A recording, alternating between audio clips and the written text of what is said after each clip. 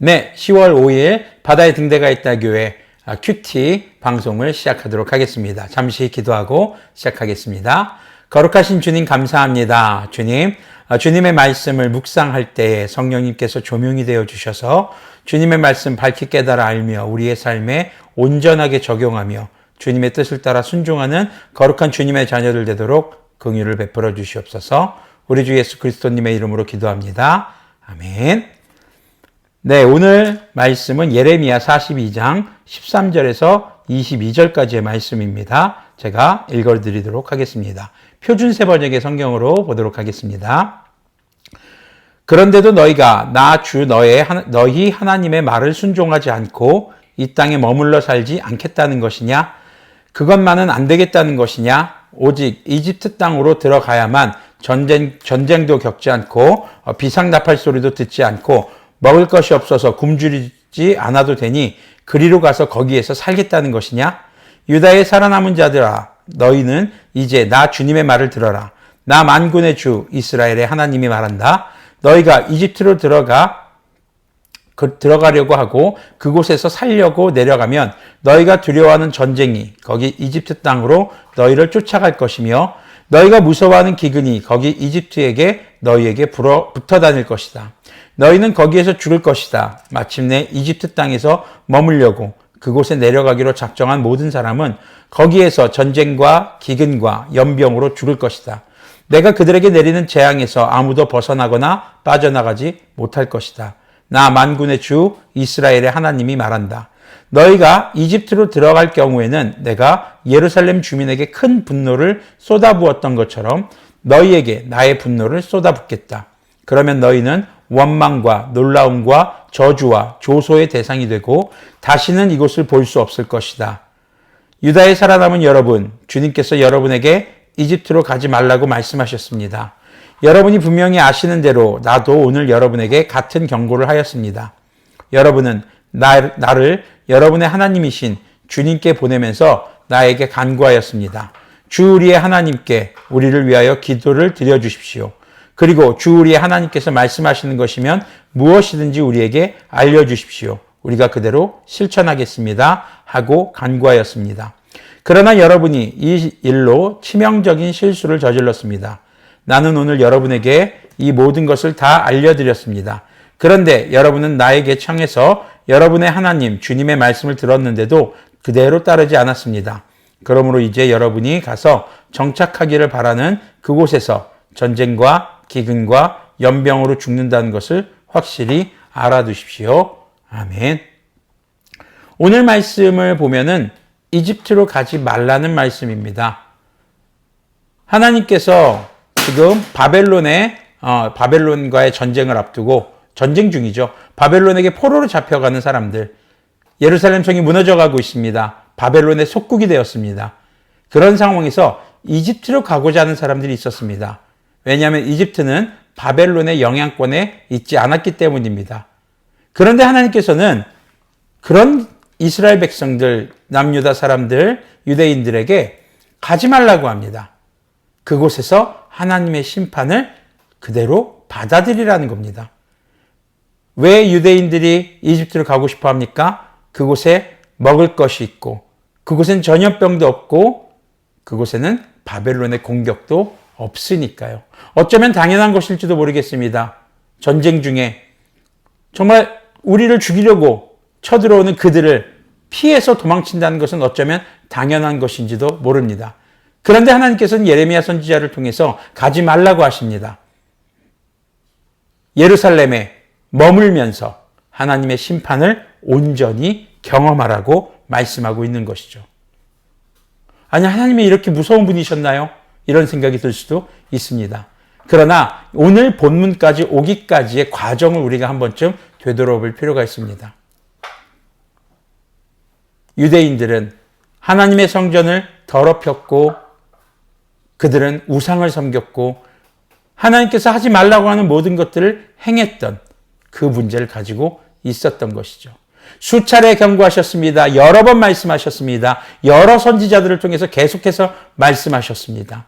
특히 예레미야를 통해서는 강한 어조로 더 강하게 말씀하시면서 그들이 절대 우상 숭배와 이웃을 못 살게 구는 그런 것에 빠지지 말라고 지금 계속 경고했던 것이죠.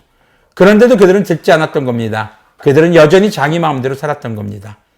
그래서 자기의 뜻대로 행했던 그 결과의 심판을 온전히 경험하라는 것입니다. 우리는요, 우리가 지은 죄에 대해서 죄책이라는 것이 있습니다. 죄책감은 우리를 감정적으로 상하게 하는 것입니다. 우리가 예수님 안에서 회개함으로써 죄책감에 대해서는 자유할 수 있으나 죄책, 바로 죄에 대한 책임에 대해서는 우리는 절대 간과해서는 안 되는 것을 기억해야 합니다. 당시 이스라엘 사람들, 유대인들이 바로 그 죄에 대한 책임을 피하고 싶었던 것이죠. 자신들이 지은 죄, 자신들이 저지른 악행에 대한 결과를 피하고 싶었던 겁니다.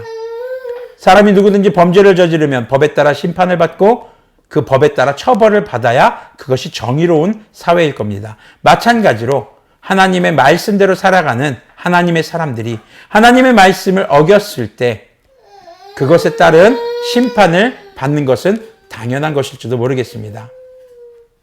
그래서 하나님께서는 유대인들에게 너희들이 이집트를 가지 말고 너희들이 절대 이곳을 떠나지 말고 바로 내 심판을, 너희들에게 내린 심판을 온전히 견뎌내라 라는 것이죠.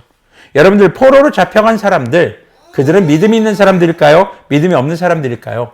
믿음이 있는 사람들이 포로로 잡혀갔던 것입니다.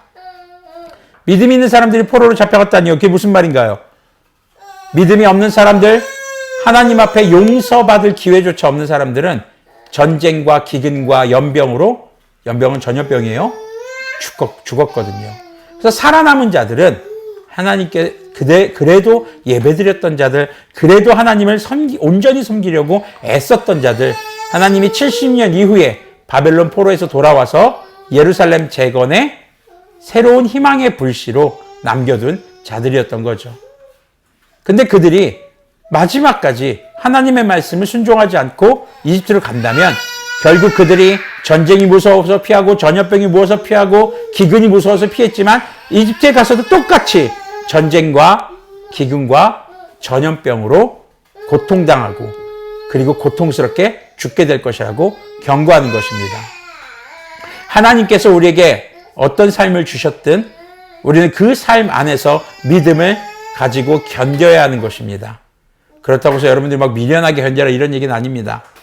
하지만 여러분, 우리가 알고 있는 게 있어요. 내가 하나님의 말씀에 불순종하고 내가 지은 죄 때문에 그 결과로 나에게 오는 불합리함이라든가 그 결과로 주어지는 나의 고통들, 그 고통들을 우리는 감당해야 할 수 있는 것, 그것이 바로 우리의 믿음의 자세라는 거죠. 그런데 놀랍게도요, 모든 죄에 대한 대가는 죽음이었습니다. 근데 그 죽음을 누가 대신 치러주셨습니까?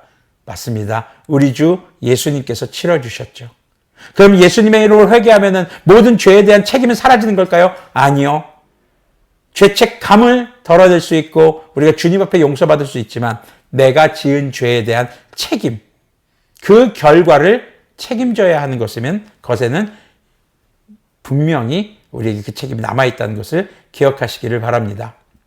네. 그래서 예레미야도 바로 하나님의 말씀이 분명하게 이루어질 것이다 라고 지금 강조하면서 얘기하고 있는 것이죠. 우리가 바로 그 말씀을 기억하며 오늘 말씀을 마무리하기를 소망합니다. 여러분들이 혹시 살아가면서 여러분들이 지은 죄 때문에 지금 현재 겪고 있는 어려움이 있지는 않으십니까? 분명 주님께 도와달라고 기도해야 합니다. 구원해달라고 기도해야 됩니다. 그 기도가 나쁘다는 것이 아닙니다. 그러나 우리가 우리 죄에 대해서 우리가 저지른 일에 대한 결과로 주어진 그런 고통스러운 삶이라면 하나님께 구원을 간구하면서 끝까지 그 믿음의 자리를 포기하지 않기를 바랍니다. 여기서 이집트를 간다는 건 믿음의 자리를 포기하는 걸 얘기합니다. 우리가 끝까지 믿음을 지키고 믿음을 유지하며 우리가 주님의 구원을 기다리며 그렇게 끝까지 마지막 주님 오실 때까지 우리의 믿음 그 무엇과도 타협하지 않는 그런 우리 참된 그리스도인들이 되기를 소망합니다. 오늘도 여러분들의 삶에 주님의 말씀이 늘 충만하고 주님께서 여러분들의 삶을 주님의 말씀으로 또 성령님의 충만함으로 인도해 주시기를 간구합니다. 여러분들 기억하십시오. 고집을 피우면 아무것도 없습니다. 주님께 오직 순종하는 것만이 우리의 구원을 향한 올바른 길임을 기억하시기를 바랍니다. 잠시 기도하고 마무리하겠습니다. 주님 감사합니다. 하나님의 뜻을 알면서도 아버지 우리의 계획과 고집을 피웠던 적은 없었는지 고백합니다. 우리가 정말 우리 눈앞의 이익과 내가 원하는 것과 당장 있는 어려움을 피하기 위해서 믿음의 길을 포기하지 않는 그런 주님의 자녀들 될 수 있도록 긍휼을 베풀어 주시옵소서. 늘 주님의 말씀에 귀를 기울이며 성령님의 충만함과 정말 우리가 신앙 공동체 안에서 함께 서로가 서로를 위해 기도하며 또 주님께서 인도해 주시는 그 삶을 순종함으로 살아가는 그런 그리스도인들이 되도록 주님께서 오시는 그날까지 어떤 상황 속에서도 우리의 믿음 다른 무엇과도 타협하지 않는 그런 주님의 순전한 백성들이 또 주님의 자녀를 되도록 긍휼을 베풀어 주시옵소서. 우리 주 예수 그리스도님의 이름으로 기도합니다. 아멘.